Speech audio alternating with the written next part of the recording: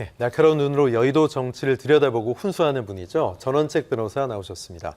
변호사님 어서 오십시오. 예, 안녕하세요. 네, 권영세 장관 얘기 전에 먼저 윤 대통령 관련해서 좀 여쭙고 싶은 게 있는데 사실상 전임 문재인 정부를 겨냥해서 좀 센 수위의 발언이 나왔습니다. 반국가 세력, 야권이 강하게 반발하고 있는데 어떻게 들으셨습니까? 이 센 정도가 아니고 어제 그 발언들을 듣고 네. 제가 깜짝 놀랐어요. 왜 제가 발언들이라고 얘기하는가 하면 이 두 가지 얘기를 했는데 하나는 이제 이 재정전략회의에서 한 말로 그 앞으로 미래 세대 약탈은 없다. 쉽게 네. 말하면 재정 중독이 돼서 빚을 내어서 이 추경이나 하는 그런 네. 재정 지출을 막 하는 그런 거 없단 말이야. 그래서 윤석열 정부는 자기가 취임을 하고 나서 24조에 이르는 예. 구조 이 지출을 했다는 거예요. 이 쉽게 말하면 그 예산을 했을 때 100만 원까지 문영을 했는데 네. 그걸 줄여 보니까 24조 원을 아낄 수 있었다 이 얘기입니다. 예. 그래서 앞으로는 빚내서 그 하는 이 재정으로 하는 소득주도 성장 같은 그런 정책은 내하고는 내 정부 때는 없다. 기대하지 마라.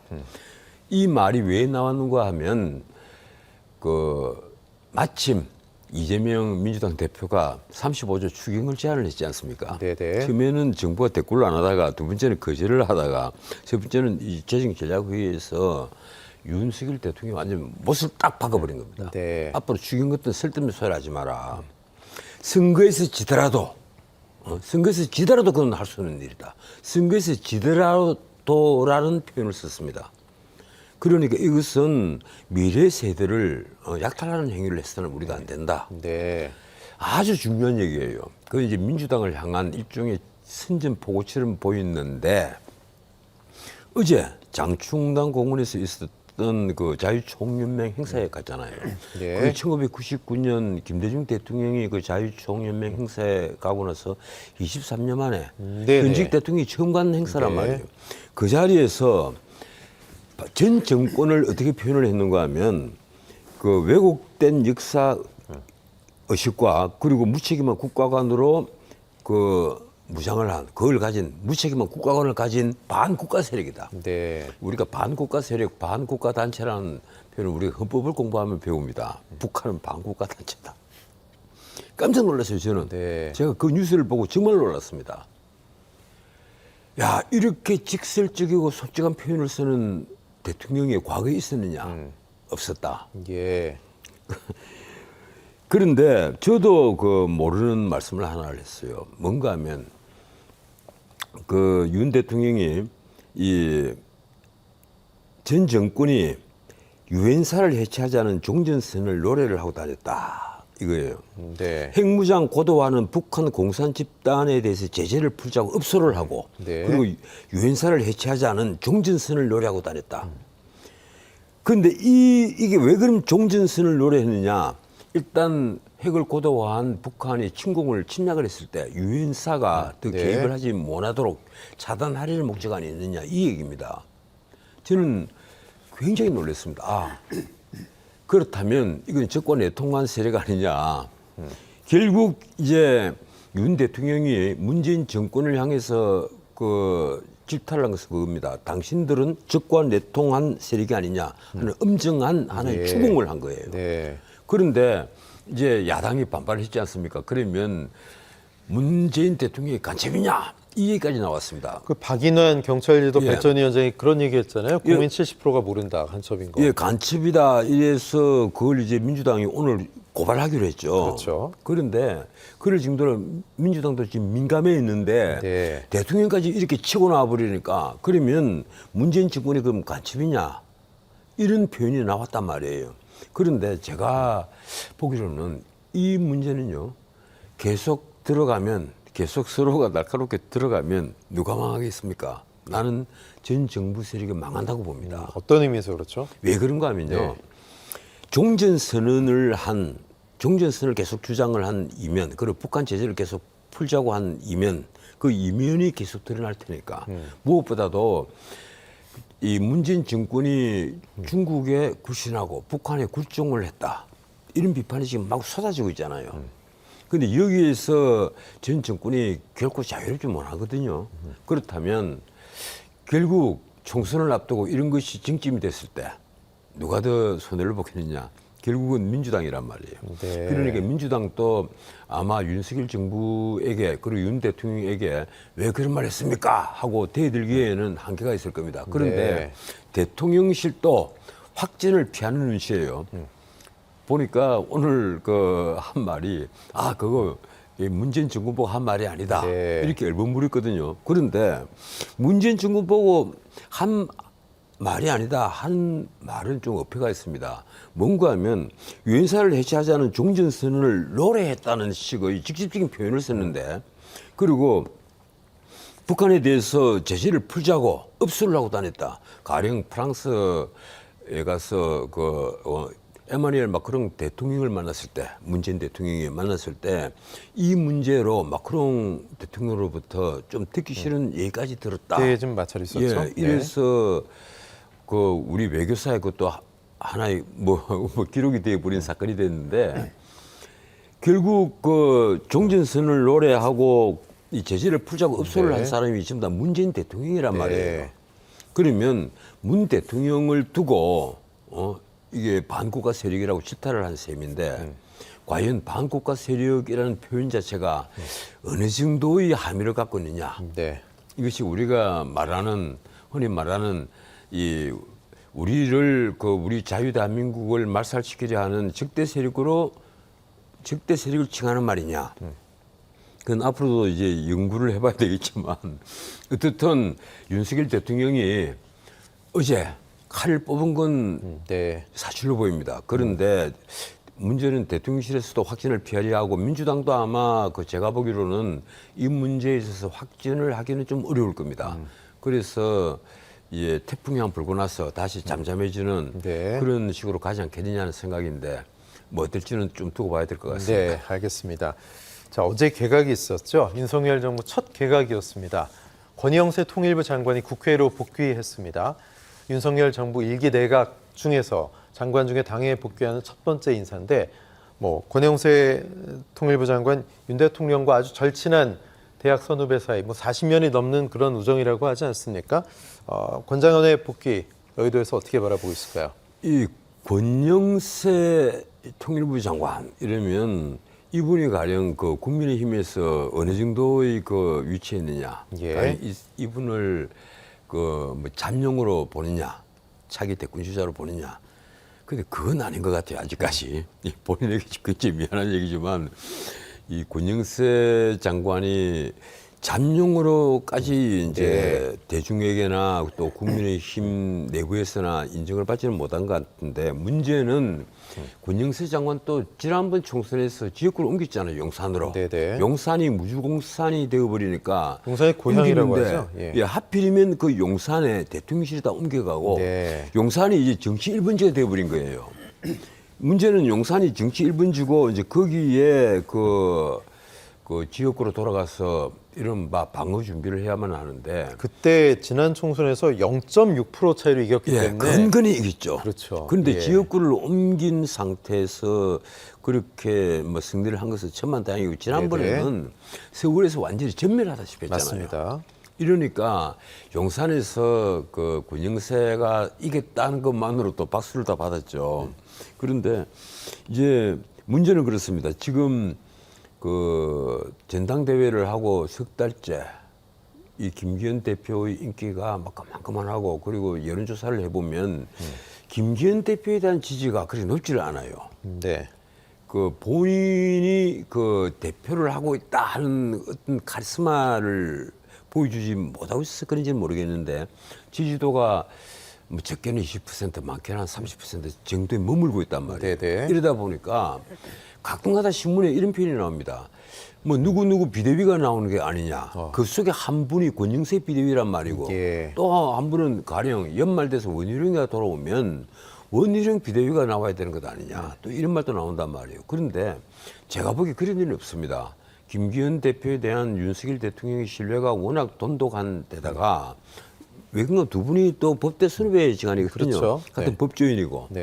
그래서 신뢰가 워낙 돈독한 데다가 또 김기현 대표한테 사실상 큰 하자가 없어요.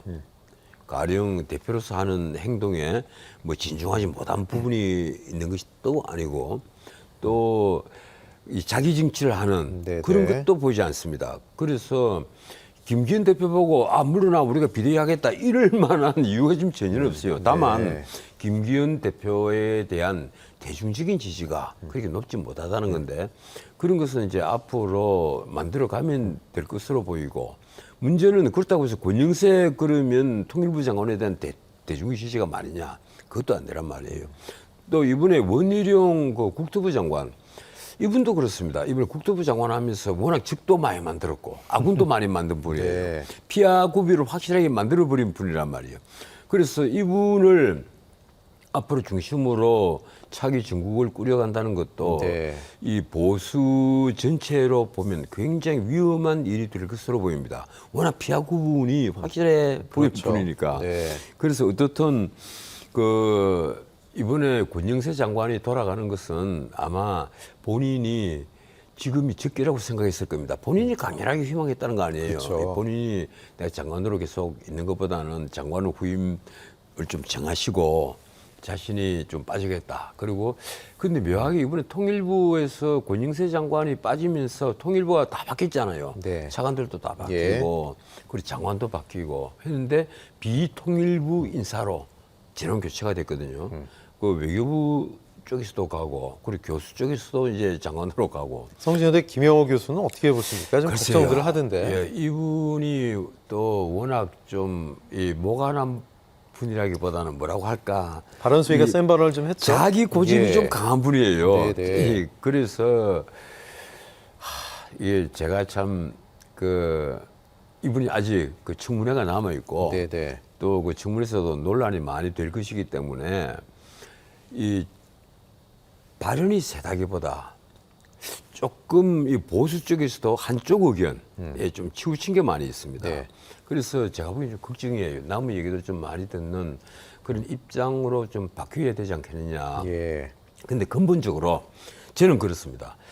만약에 저한테 국가 디자인을 지금 새로 하라고 하면 통일부는 없애야 될 그런 부서입니다. 어떤 이 일 때문에 그렇죠? 통일부라는 것이 하는 게 지금 뭡니까? 지금 야당에서 주장하는 것도 그잖아요. 남북 대화를 위해서 있는 부처다. 그건 아니죠. 통일부가 지금까지 한 걸 보면 압니다. 뭐 때문에 존재를 해야 합니까? 통일부가 원대한 통일 프로그램을 만드는 그런 부처가 아니란 말이에요. 문자 그대로 지금까지는 북한이 뭘 원하는지를 뭐 챙겨보고 또 거기다 남북 관계에 뭐 어떤 흠이 생기면 그걸 재빨리 좀 제거를 하고 네. 그런 역할에 기껏 만족하는 그런 부처. 북한을 위해 마치 존재하는 부처처럼 인식이 되어버리는 부처. 북한에 그냥 아이들 빵과 우유나 보내고 북한에 비료나 보내고 그러려고 만든 부처. 그렇게 인식이 된단 말이에요.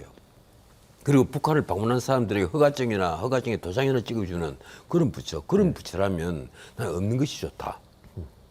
이 통일부가 오히려 남북 관계에 내가 보기에는 어떤 좋은 역할을 하는 것보다 어떻게 보면 있어서 거추장스럽다. 그런 걸 차라리 국정원에 일괄해서 맡긴다라든지 남북 대화 문제는 네. 국정원에 일괄해서 맡긴다든지 안 그러면 앞으로 과거 문재인 정권 같으면 청와대가 주도를 했잖아요. 예. 청와대에서 한다라든지 하면 되는 거지. 굳이 통일부가 왜 있어야 되느냐. 장관, 차관 뭐 이런 고위직에다가 밑에 전 직원 해봐야 얼마 되지도 않습니다. 예. 그래서 통일부와 여성가족부 이 두 개는 없애는 것도 한 방법이다. 사실 권영세 장관도 정부에서의 위상을 생각하면 상당히 요직에 기용될 것이다. 뭐 이런 관측들이 있었는데 본인이 통일부를 어쨌든 받아서 갔단 말이죠. 근데 이 정부의 기조에서 역할의 한계를 많이 느꼈을 것이다. 이런 관측들이 있는데 그 김영호 장관도 또 마찬가지 아니겠습니까? 그래서 말이에요. 네. 이분이 앞으로 이제 정문에서 아마 야당과 굉장히 대립을 많이 할 겁니다.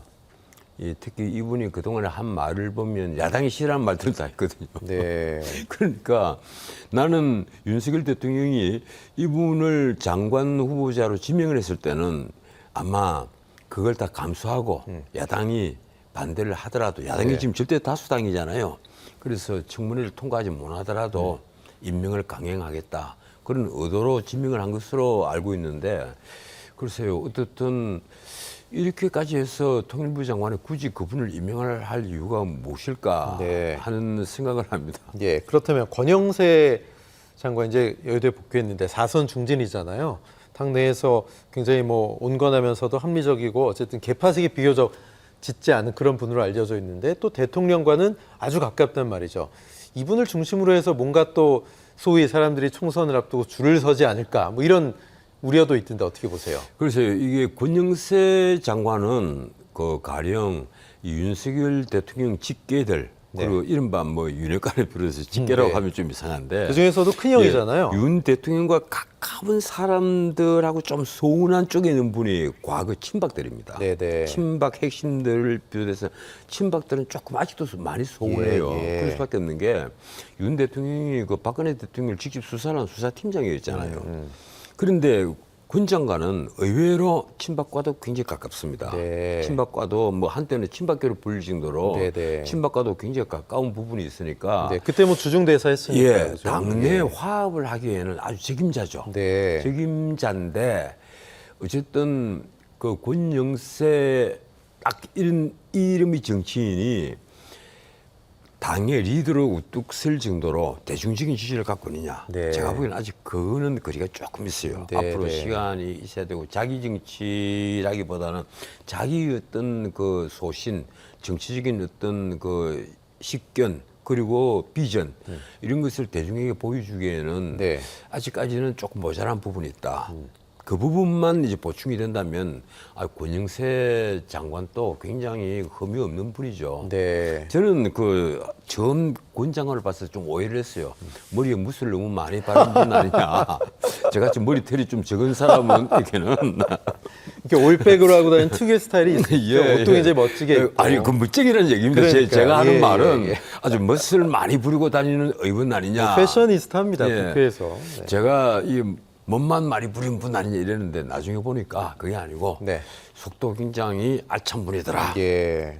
이 내가 이 비말이 아닙니다. 그 네네. 나중에 보니까 그렇더라. 그걸 예, 내가 나중에 예. 알았어요. 예. 그래서 저는 전망은 굉장히 밝은 정치인으로 생각을 합니다. 다만 아직까지 네. 비전을 제대로 못 보여준 때문에 네. 대중적인 지지를 받지 못하고 있다. 예. 이렇게 말씀을 드리겠습니다. 하지만 대통령의 신뢰가 워낙 강한 분이기 때문에 뭐 어떤 역할이든 또 앞으로 할 수 있는 그런 가능성이. 민주당 얘기를 해보면 지금은 김은경 혁신위원회 위원장 비명계라고 평가받는 분이죠. 장관을 했었던 황희 민주당 의원 등 총 3명의 위원을 추가로 혁신위에 선임했습니다. 황희 의원, 이진 건의양대 교수, 박성진 광주교대 교수입니다.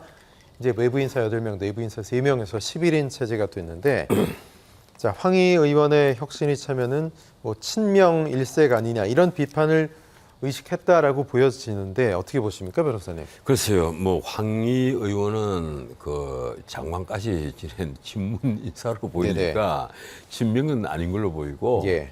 그런데 이 세 사람, 특히 나는 이진, 박성진 이분은 잘 모릅니다. 이진은 내가 아는 이진 그분인가 싶어 깜짝 놀랐어요. 네. 왜 그런가 하면 윤석열 정부의 그 대통령실에 들어간 분이 한 분이 있거든요. 네. 그분인가 싶어서 깜짝 놀랐는데 그게 아니고 건양대 이 교수로 지방 분권을 전공을 하신 분이라고 그러네요. 네네. 그리고 박성진 교수는 이 광주교대 교수, 이 원래 이 진보 좌파 교수로 알려져 있는 분이고, 뭐 어떻든 이 세 분이 들어간다고 해서 친명 일색인 그 혁신위가 네. 갑자기 이 중간 색깔로 바뀔 리가 만무하거든요. 네. 문제는 그 이낙연 전 대표가 귀국을 했기 때문입니다. 예. 이재명 대표가 지금 기대하는 것은 혁신위가 중심이 되어서 이 본인이 원하는 방향대로 이제 당이 굴러갔으면 좋겠는데 네. 이낙연 대표가 24일 날 귀국한 이후로 그쪽 친이낙연계가 네. 움직이지 않을 리가 있겠습니까? 결국은 지금 9월이냐 12월이냐 언제 이재명 대표가 물러날 것이냐 아니면 적어도 공천권을 내려놓고 이 비대위 체제로 갈 것이냐 예. 이제 이런 얘기들이 당 안팎에서 끊임없이 흘러나온단 네, 말이에요. 네. 그래서 혁신위가 감당하기에는 너무 벅찬 문제다. 그리고 혁신위가 그렇습니다. 제일 처음에 지금 한 얘기는 자 불체포 특권 네. 여기에 대해서 저는 다 동의하고 넘어갑시다. 사인해라 다. 예, 네. 이러는데 제가 보기에는요. 가령 이재명 체포 동의안이 또 들어왔다 이러면 결국 어떻게 되겠어요? 그때 또 주저 물 밑으로는 온갖 네. 무슨 공작을 했어라도 그걸 아마 체포 동의안을 부결시키기 위해서 총력을 다할 겁니다. 난 그렇게 봐요. 그러면 그때 또 그럼 역풍 맞고 비판 듣지 예, 않을까요? 그러면 결국은 이 혁신인이 뭐니 하는 문제는 말짱 돌무기 되어 버린단 네. 말이에요. 그래서 이 이재명 대표가 지난번에 체포 동의안을 그 국회 교섭단체 대표인실에서 그걸 꺼내들었을 때는 내가 보기에는 참 어리석은 발언을 한 거다. 차라리 안 하고 넘어가는 게 예. 원래 원고에서 뺐잖아요. 네. 그 뺀 대로 가는 것이 옳았다. 그걸 굳이 그 다시 집어넣어 가지고 마치 자기가 엄청난 결심을 한 것처럼 네. 해보았자 결국은 체포동의안은 또 올라온다. 왜 그런가 하면 칼자루는 윤석열 대통령, 윤석열 정부가 잡고 있고 네네. 검찰이 이걸 그냥 넘어갈 수가 없는 거예요. 백현동 사건 같은 이런 엄청난 게이트에서 바로 배임이라는 그것도 3,100억이 넘는 엄청난 네.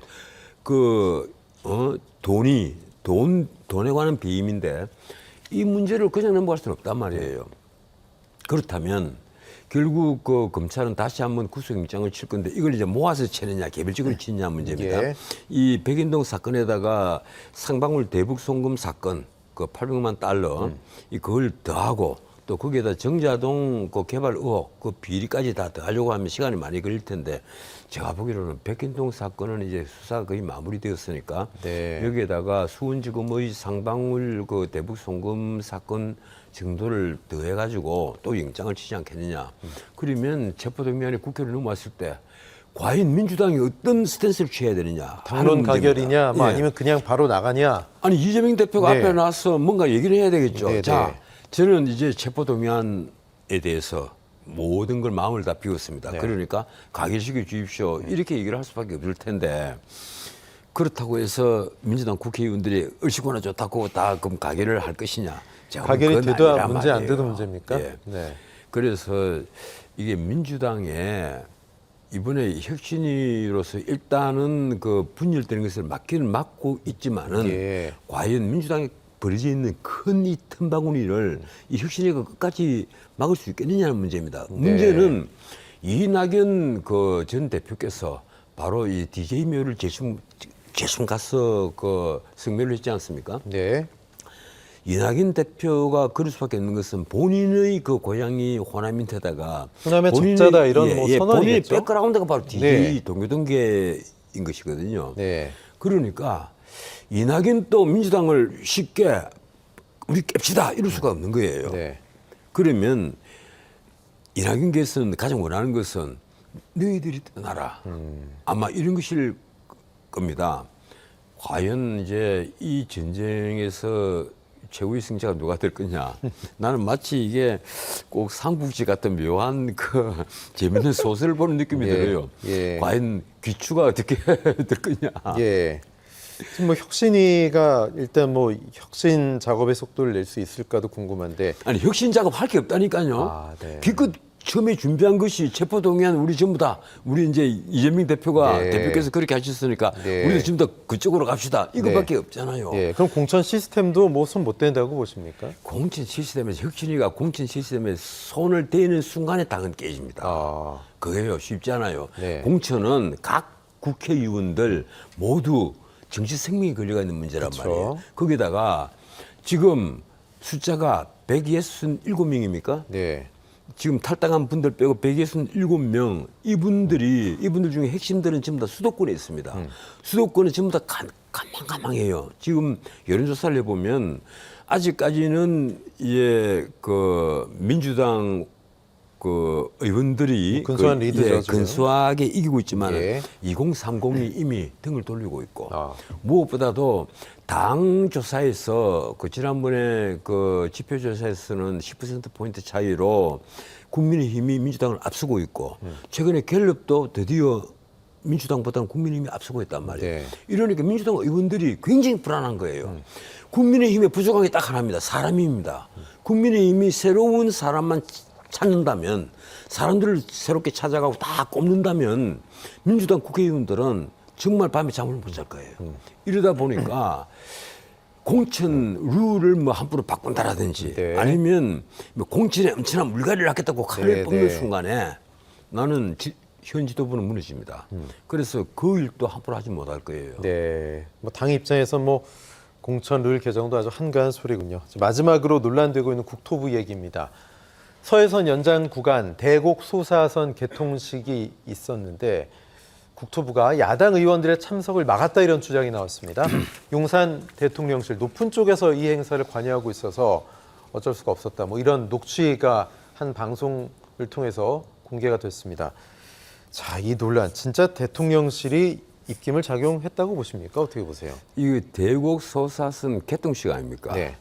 그게 하필이면 또 심상정 그 의원이 걸려가 있는 거예요. 펄쩍 뛰었습니다. 이 심상정 예. 의원 또 사선이고 그렇죠. 본인이 얼마나 열을 받았으면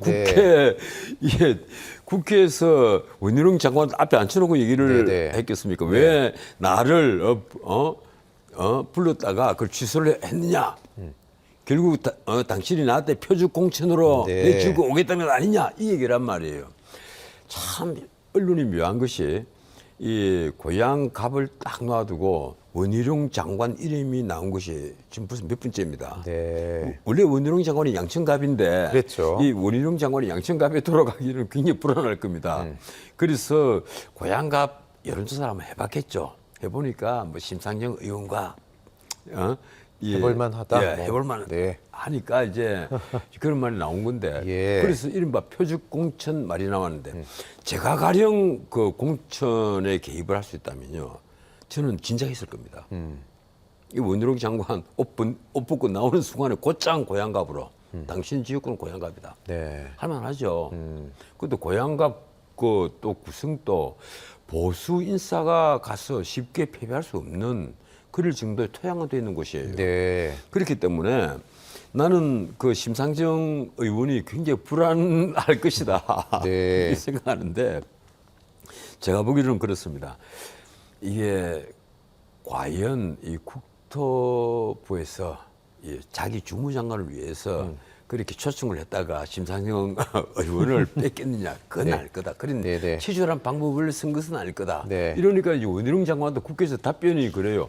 아, 나는 전혀 모르는 얘기다. 내가 한번 찾아나 보겠는데 네.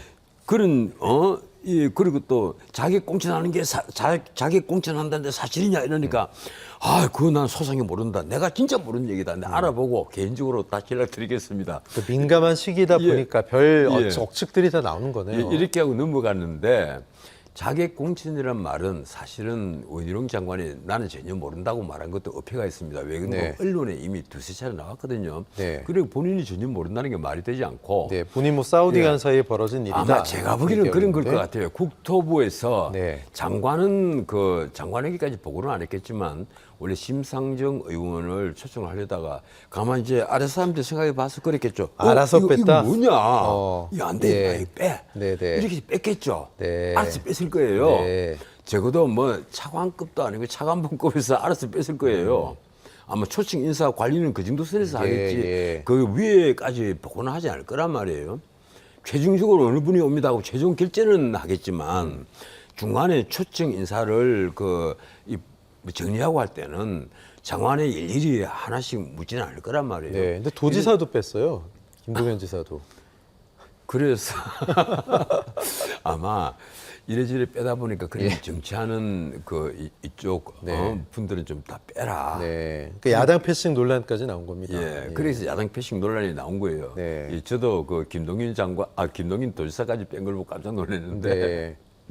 어쨌든 이 귀추가 또 참 재밌습니다. 앞으로 이 원희룡 장관과 심상정 의원과의 어떤 싸움. 네. 이 원희룡 장관이 이제 고향갑으로 가지 않을 수도 없게 된 것 아니냐 이런 생각도 들어요. 네. 이 본인이 만약에 나는 국회의원에 총선에 출마하겠습니다 이랬을 때 그럼 지역구를 다른 쪽으로 선택을 한다면요. 가령 강남 서쪽 송파 이런 데로 한다면 원희룡 장관의 정치생명이 끝날 판입니다 이제. 고향갑 양천갑으로 돌아가거나 고향갑으로 가거나 그렇지도 않고 자기 편한 대로 강남 서초 뭐 송파 이런 쪽으로 아니면 분당 이런 쪽으로 만약 간다면 쉽지 않은 곳에서 붙어서 이겨야 예. 된다. 네. 그래서 어차피 이제 자객 공천용 장관이 되어버렸다. 아니 뭐 자객공천 말씀하신 한동훈 장관 마포 일본에서 정청래 의원 떨어뜨려야 된다 뭐 이런 얘기도 나오더라고요. 마포를 제가 삽니다. 제가 사는데 이 한동훈 장관이 와서 정치 생명이 걸고시 나는 못 된다고 생각을 해요. 아 왜요? 좋은 지역 아닙니까? 사시는데? 이 마포는 예. 제가 이런 지역 특색을 말씀하시기는 뭐 합니다만은 네. 박은순 시장 때 예. 이른바 협동조합 중심 마을로 특별히 지원을 한 성미산 지역이 있습니다. 네. 그래서 마포울이 과거에 박주천 의원이 그 4호선을 할 때처럼 보수 지역구가 아니에요. 그래서 굉장히 위험한 지역구입니다. 보수 인사로서는 예. 어지간하면 그 피해야 할 지역으로 되어 있는데 하여튼 전체 라인에서 마포갑까지는 송파에서 시작된 게 강남, 네. 서초, 중구 쪽으로 넘어와서 마포까지는 보수 라인으로 쭉 나올 수가 있는데 네. 마포 울 쪽으로 딱 와버리면 딱 네. 막혀버립니다. 아. 그래서 조금은 조심을 해야 되는데 뭐 원희룡 장관이나 혹은 뭐 다른 분이 어느 분이든 이 마포에 와서 정청래와 한판 붙는다면 그것도 좋은 관전거리는 될 겁니다. 네, 그렇군요. 자, 마지막으로 뭐 이 소위 패싱. 근데 저는 이 정부의 대응도 문재인 정부 시절에도 국민의힘이 야당 때 패싱 많이 당했다. 뭐 이런 식으로 국민의힘이 또 응수하거든요. 이거는 조금 아니지 않나요? 이런 식의 응수는. 네. 이 문재인 정권에 대해서 저는 그동안에 참 이제 물러난 정권이니까 크게 비판을 하지 않으려고 했는데 과거를 돌아보면 돌아볼수록 네. 너무 좀 치졸한 부분이 너무 많았어요. 그러니까 설사 그렇다 하더라도 이렇게 얘기하는 거 너무 그렇게 이해는 그렇죠. 이로 대응하는 것 같잖아요. 전 정권이 이러한 짓을 해서 네. 우리도 똑같이 하겠다는 그러니까요. 것은 그건 아주 잘못된 것이고 그래서 제가 늘 드리는 얘기가 나는 윤석열 대통령 그리고 윤석열 정부에게 지금 한 가지 훈수를 하자면요. 네네. 지금이 나는 대화를 하는 적기다. 가령 이재명 대표가 이 엄청난 사법 리스크가 있고 또 현재도 검찰의 소환을 앞두고 있기 때문에 네. 어차피 백인동이라든가 대북 송금 사건이라든가 정자동 때문에 검찰에 나가야 된단 말이에요. 네. 그럼 검찰 소환을 앞두고 있으니까 대통령이 야당 대표와 단둘이 만나서 얘기하기는 참 힘들 겁니다. 이건 잘못하면 심각한 문제를 야기할 수도 있는 거예요. 그래서 이 여야 이른바 영수회담이라는 것을 대통령실은 꾸준히 거절을 해왔는데 다만 네. 하나 그렇다고 해서 대화를 단절해서는 안 된다. 그렇다면 근데 야당 원내대표를 만나자고 지난번에 제안을 했잖아요. 국회 네네. 갈 테니까 같이 만납시다. 이랬는데 네. 근데 이번에 야당에서 고개를 절레절레 흔들었거든요. 이 박강원 원내대표가 마치 자기가 총대를 메고 뭐 할 수는 없는 것이니까 거절을 한 게 됐는데 이럴 때 윤석열 대통령이 이제 미국식으로 접근하는 게 좋다. 가령 각 개별 의원들에게 전화도 하고 네. 우리 좀 저녁 때 맥주 파티 하자. 꼭 원내대표, 당대표가 아니라도 자연스럽게 여당의 의원들, 야당의 의원들하고 자연스럽게 밥도 먹고 식사도 하고 얘기도 하고 그리고 아무 말도 하지 말고 헤어질 수도 있고 네. 또 중요한 설득을 할 수도 있고 그렇게 해서 대화를 계속 대화하는 통로를 넓혀 나가는 예. 그런 작업이 지금 대통령실에 필요하지 않겠느냐.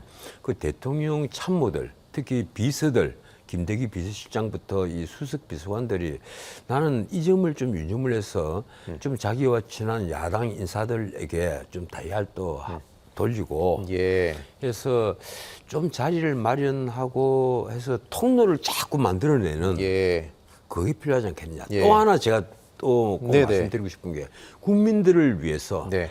지금이라도 늦지 않았으니 도어 스태핑을 재개를 좀 해달라. 아, 도어스토핑. 예, 그게 윤 대통령에게는 큰 플러스였다. 그 점을 꼭 말씀을 드리겠습니다. 알겠습니다. 전 변호사님의 훈수 잘 좀 들을지 모르겠네요. 여기서 말씀 마무리 하겠습니다. 고맙습니다. 예, 고맙습니다.